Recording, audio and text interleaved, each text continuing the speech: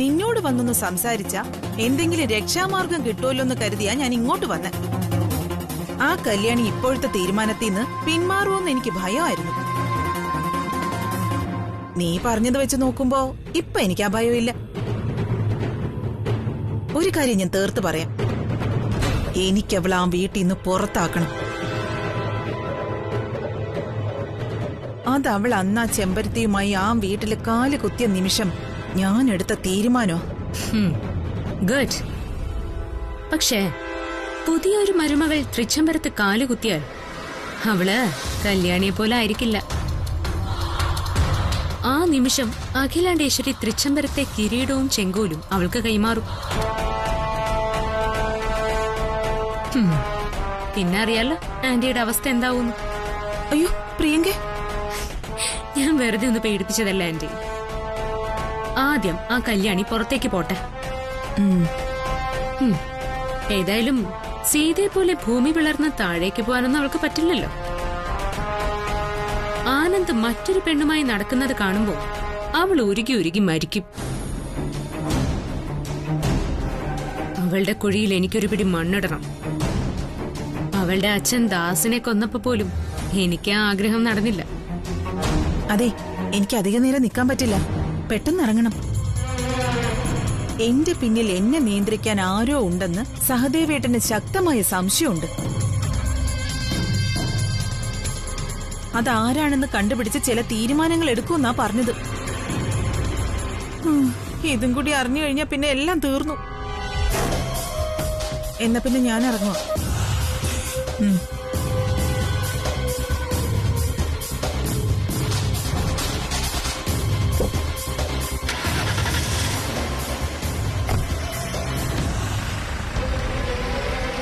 അല്ല Priyanka, what is next? അതെനിക്ക് ഇഷ്ടപ്പെട്ടു. നല്ല ചോദ്യം.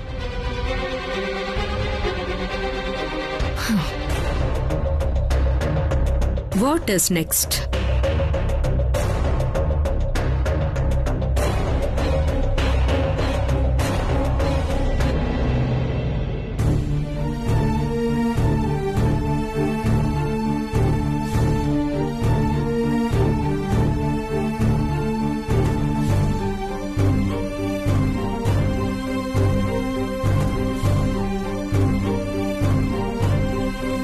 സർ, ചായ. മോളെ,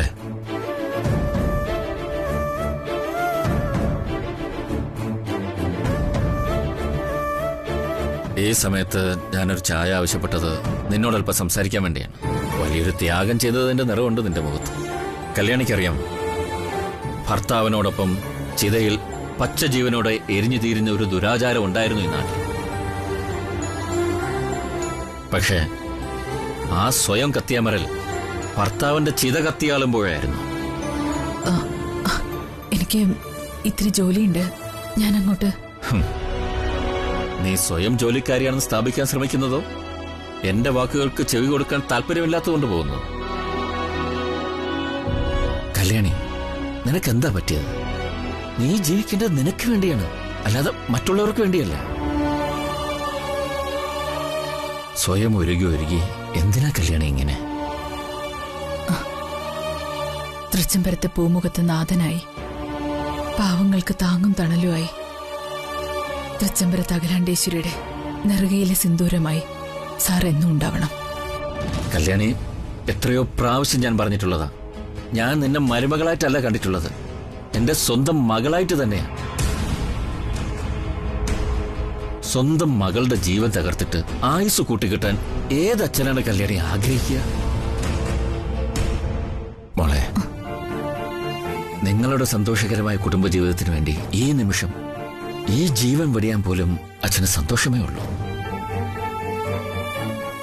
മോള് ഈ അവിവേകത്തിൽ നിന്നും പിന്മാറണം. വേണ്ട, ദയവേത് സാർ ഇങ്ങനൊന്നും പറയരുത്. എന്റെ മകന്റെ മനസ്സ് നിറയെ നീയാണ് കല്യാണി, അതെന്താ നീ മനസ്സിലാക്കാത്തത്? അതെനിക്ക് മനസ്സിലാവാഞ്ഞിട്ടൊന്നുമല്ല, മറിച്ച് ആ മനസ്സെനിക്ക് നന്നായിട്ട് അറിയാവുന്നതുകൊണ്ടാ.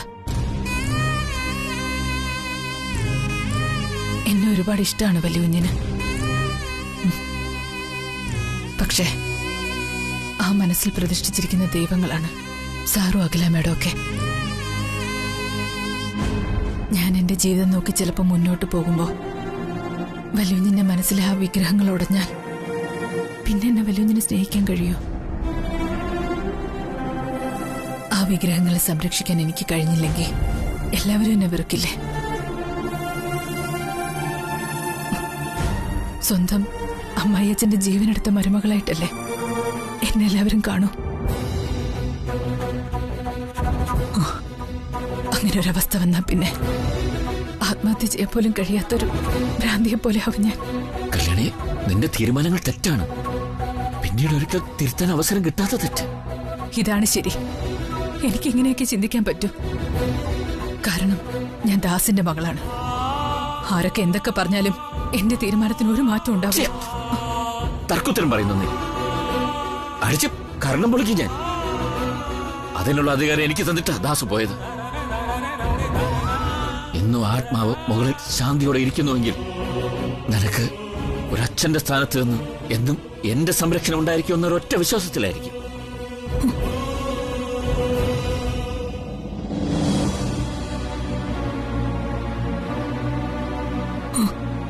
മോളെ, തുന്നിക്കെട്ടി ഹൃദയമായി നടക്കുന്ന ഒരു അച്ഛനാണ് ഞാൻ. ആ തുന്നലിന്റെ ഇടയിൽ നിന്നും ചോര പൊടിയുന്നുണ്ട് പലപ്പോഴും. എന്റെ മകനൊരു പാവമാണ്. ആനന്ദകൃഷ്ണനൊരു പാവമാണ്, വെറും പാവം. സ്നേഹിക്കാൻ മാത്രം അറിയുന്ന എന്റെ മോനാണ് അവൻ. അവന്റെ ഹൃദയം നീയാറ്റ് കീറി മുറിച്ച് തുന്നിക്കെട്ടേണ്ടി വരരുത്.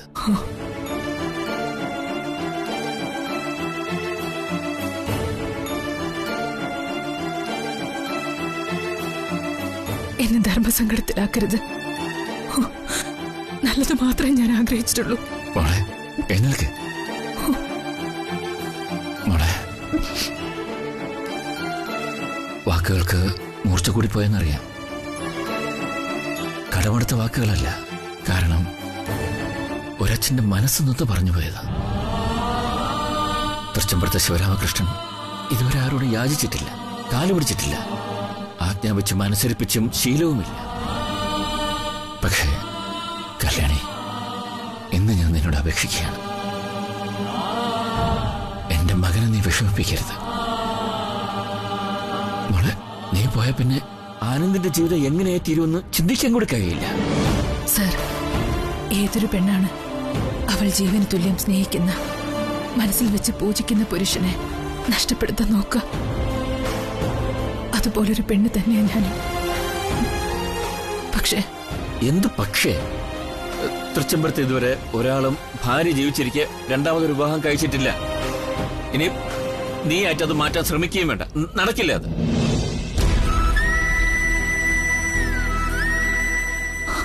നടക്കും. നടന്നേ പറ്റൂ. എന്നോട് അല്പം ദയവുണ്ടാവണം. ശപിക്കരുതെന്നെ.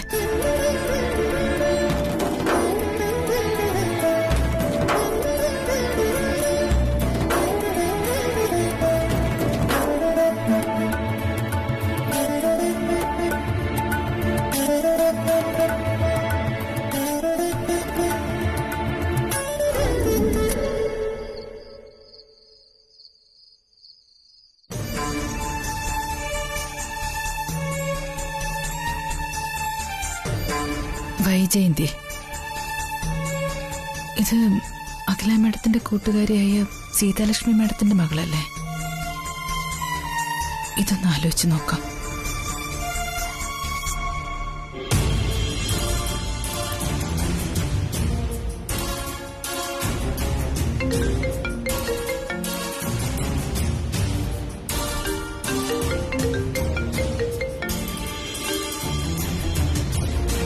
ഹലോ. ഹലോ, ഞാൻ മാട്രിമോണി കണ്ട് വിളിച്ചതാ. വൈജയന്തിയുടെ അമ്മയാ, സീതാലക്ഷ്മി. ആരാ വിളിക്കുന്നേ? ഞാൻ തൃച്ചംബരത്തുനിന്നാ. തൃച്ചംബരത്ത് നിന്നോ? തൃച്ചംബരത്തുനിന്ന് ആരാ? ഞാൻ കല്യാണിയാ. കല്യാണി ആനന്ദിന്റെ ഭാര്യ ആയിരുന്നു, പക്ഷേ ഇപ്പോഴല്ല. ഇപ്പൊ അല്ലെന്നോ? എന്തൊക്കെ കല്യാണി ഈ പറയുന്നേ? സത്യം, എനിക്ക് ആനന്ദകൃഷ്ണനെ മറക്കേണ്ട സാഹചര്യമാണ്. അതുകൊണ്ട് ഞാൻ സ്നേഹപൂർവ്വം തന്നെ അദ്ദേഹത്തിന്റെ ഭാര്യ പദവി ഉപേക്ഷിക്കാൻ തീരുമാനിച്ചിരിക്കുക. ഞാനിപ്പോ വിളിച്ചത് ആനന്ദകൃഷ്ണന് വൈജയന്തിയെ കല്യാണം കഴിച്ചു കൊടുക്കാൻ മാഡത്തിന് സമ്മതമാണോന്ന് അറിയാനാ. എന്താ ഈ കേൾക്കുന്നത്? പിരിഞ്ഞു പോകുന്ന ഭാര്യ തന്നെ സ്വന്തം ഭർത്താവായി ഇരിക്കുന്ന ആൾക്ക് കല്യാണം ആലോചിക്കുന്നു. വിചിത്രമായ കാര്യങ്ങളാണല്ലോ കല്യാണി. അങ്ങനെ സംഭവിക്കാൻ ഒരു കാര്യമുണ്ട് മാഡം. അത് ഞാൻ വിശദമായിട്ട് തന്നെ പറയാം. ശരി, കേൾക്കട്ടെ.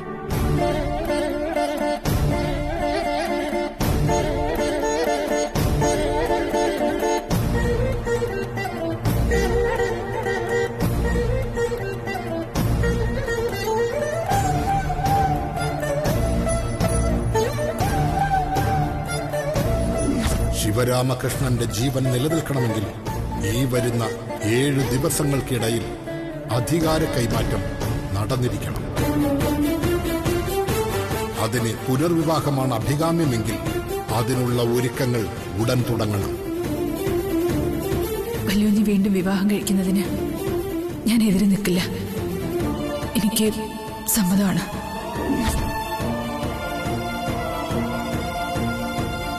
വൈജയന്തിക്ക് ആനന്ദിനെ വലിയ ഇഷ്ടമായിരുന്നു. ഞാൻ അഖിലയോട് കല്യാണം ആലോചിച്ചതുമായിരുന്നു. എന്തുകൊണ്ടോ അഖില അതിന് വലിയ താല്പര്യം കാണിച്ചില്ല. പിന്നീട് നിങ്ങൾ തമ്മിലുള്ള കല്യാണത്തെക്കുറിച്ച് ഞാൻ അറിഞ്ഞു. ആനന്ദിനെ ഭർത്താവായി കിട്ടാത്ത നിരാശയിൽ വൈജയന്തി കല്യാണമേ വേണ്ടെന്ന് വെച്ചിരിക്കുക. ഇപ്പോ സ്ഥലത്തില്ല, ഡൽഹിയിലാ. മാഡം ഇക്കാര്യം വൈജയന്തിയോടൊന്ന് പറയൂ. അവളോട് ഞാൻ പറയാം. പക്ഷേ എനിക്ക് അതിനു മുമ്പേ നിന്നെ ഒന്ന് കാണണം. കാണാലോ. ശരി, ഞാൻ വിളിക്കാം. ശരി മാഡം.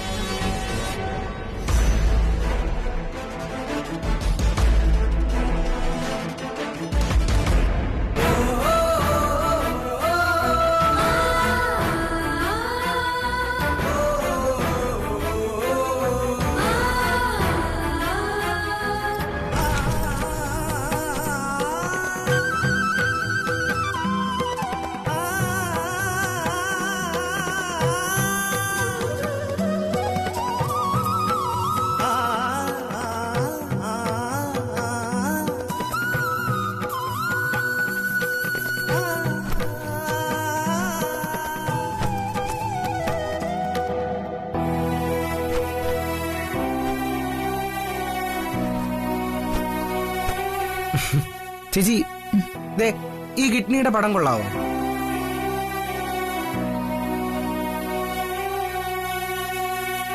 ചേച്ചി എന്താ ആലോചിക്കുന്നേ? ഈ വൃക്കയുടെ പടം കൊള്ളാവോന്ന്? ഏറ്റവും നന്നായിട്ട് വരയ്ക്കുന്ന ആൾക്കേ ഒരു പ്രൈസ് തരാന്നാ ടീച്ചർ പറഞ്ഞിരിക്കുന്നേ. കൊള്ളാം.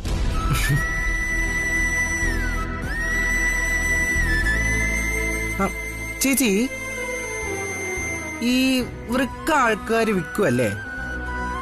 അല്ല, ടീച്ചർ പറഞ്ഞു ചില ആൾക്കാര് ഈ വൃക്കയൊക്കെ വലിയ ലക്ഷങ്ങൾക്ക് വിൽക്കുമെന്നും നമുക്ക് 2 കിഡ്നി ഉണ്ടെന്നും അതിലൊന്ന് ആൾക്കാര് വിൽക്കുമെന്നും.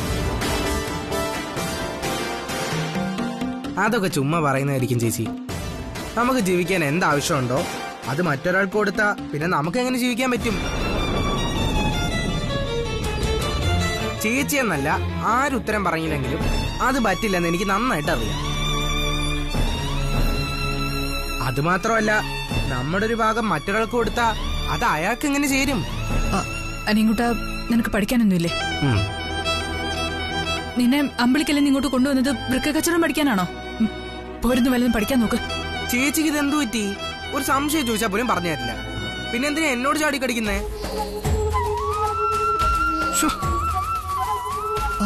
അനിയൻകുട്ടാ,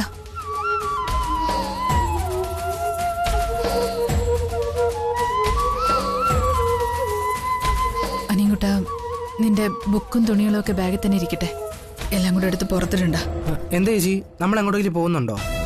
നീ ഞാൻ പറയുന്ന കേട്ടാ മതി, കൂടുതൽ ചോദ്യമൊന്നും വേണ്ട.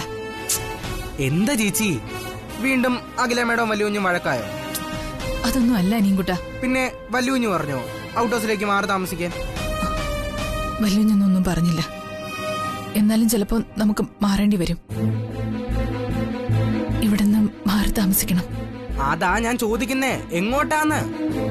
എങ്ങോട്ടെങ്കിലും, ആരും തേടി വരാത്തൊരിടത്ത്. ഈ ചേച്ചി എന്തായി പറയുന്നേ? ഈ ചേച്ചി പറയുന്നൊന്നും എനിക്ക് മനസ്സിലാവുന്നില്ല. ചിലപ്പോഴൊക്കെ ജീവിതം അങ്ങനെ അനിയൻകുട്ട. ചിലതൊന്നും നമുക്കെപ്പോഴും മനസ്സിലാക്കി തരില്ല. എന്നാ മനസ്സിലായി വരുമ്പോഴേക്കും ജീവിതം അവസാനിക്കാറാവും. ചേച്ചി എന്തൊക്കെയാ പറയുന്നേ? ഒന്ന് ശരിക്കും പറയ്. നീ വന്നിട്ടൊന്നും കഴിച്ചില്ലല്ലോ, ഞാൻ ആഹാരം എടുത്തു വെക്കാം.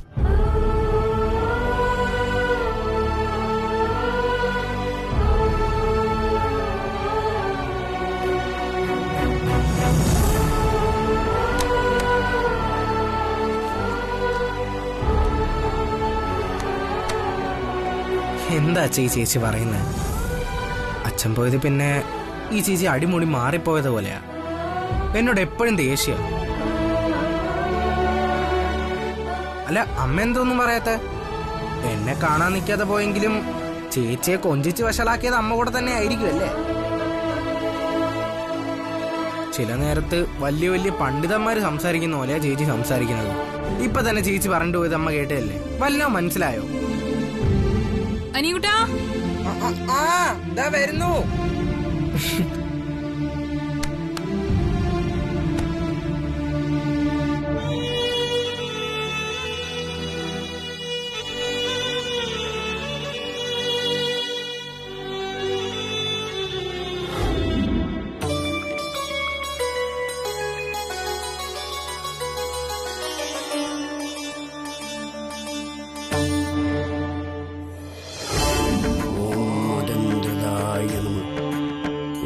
കാമനാശായ ഓം മഹച്ഛരായ നമഃ.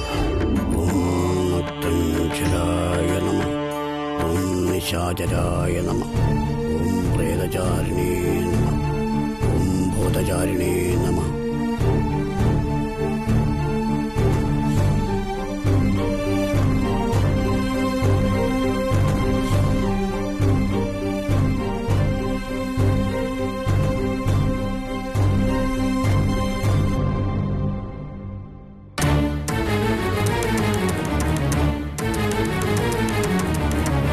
നമസ്കാരം. എന്താണാവോ? ഗുരുജി വിളിക്കാം.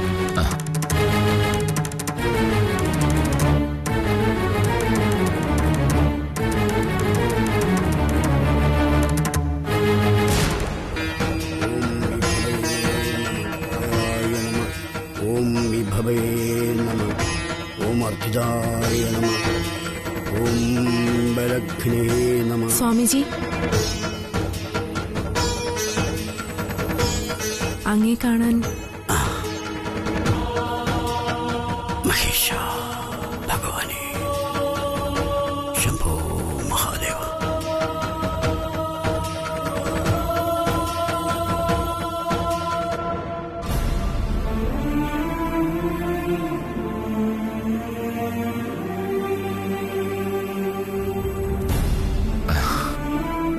നമസ്കാരം. നമസ്കാരം. ശിവരാമൻ എന്താ ഈ ആശ്രമത്തിൽ? അത് ഗുരുജി, വിഷയം ഗൗരവമുള്ളതാണെന്ന് മനസ്സിലായി.